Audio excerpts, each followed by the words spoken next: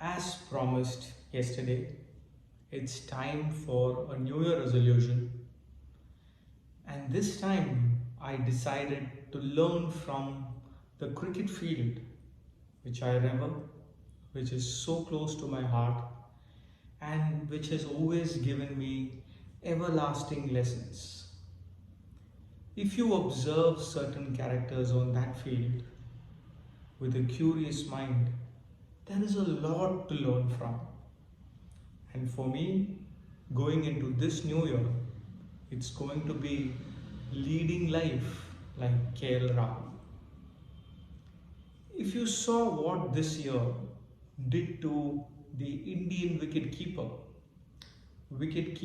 I say that again, Rahul donning the wicket keeping gloves for Team India in Test match cricket too.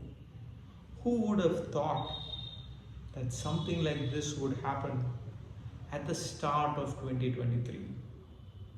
Life has taken Rahul to different destinations, from zones which were only known to him to zones where he would have to experiment to the fullest. And he's done it all willfully and gleefully.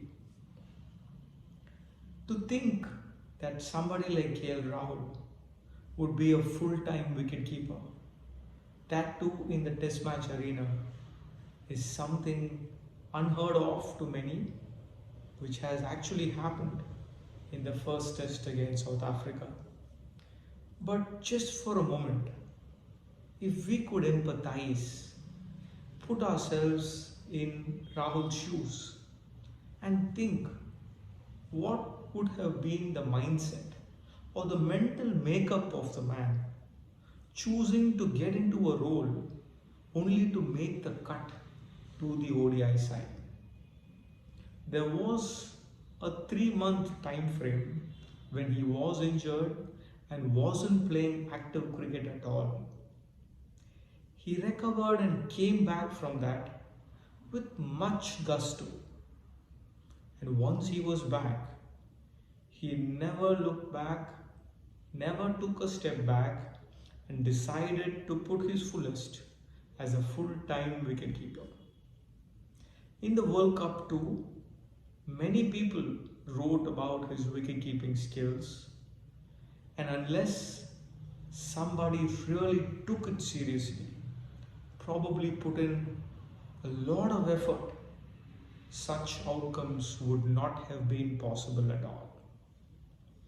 Can we make our life similar to what Rahul did?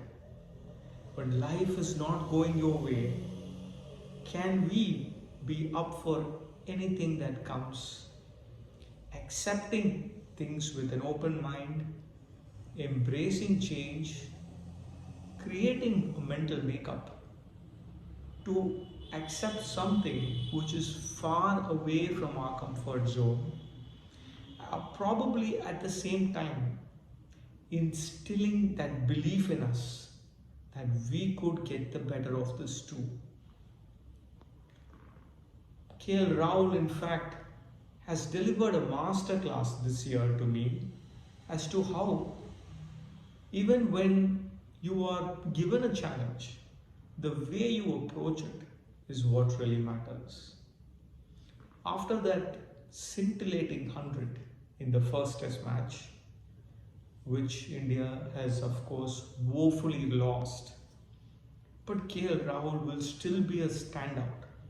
And what he did say in the press conference after the first innings was that the same people who were calling for my exit, who were criticizing me for probably everything I did, are the same ones who are singing the praise today, both for my batting skills as well as willing to give the side the balance by making myself a full-time wicketkeeper.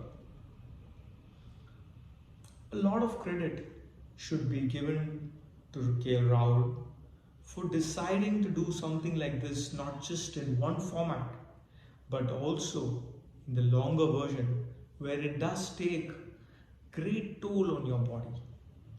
After that 100 in the first innings, he did have to keep wickets for the entire second innings when they were bowling as well.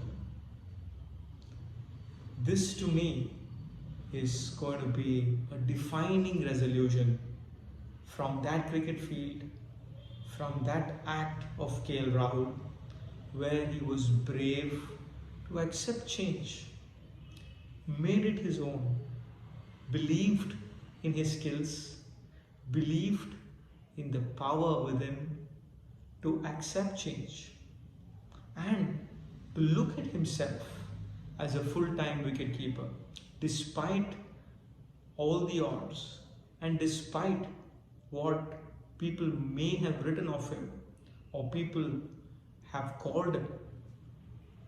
It's time for us to take a leaf out of that book, to think that we can move ourselves far away from our comfort zone and yet still bring out the best of our potential. If we can be open, if we can accept, if we can learn and upskill, there can be no challenge ahead of us, and no challenge will pose a threat. This is going to be a defining message for me this new year, and every time I'm going to be posed with a challenge, probably going to think of KL Rahul, who's going to be my inspiration to look up to. That's it for today.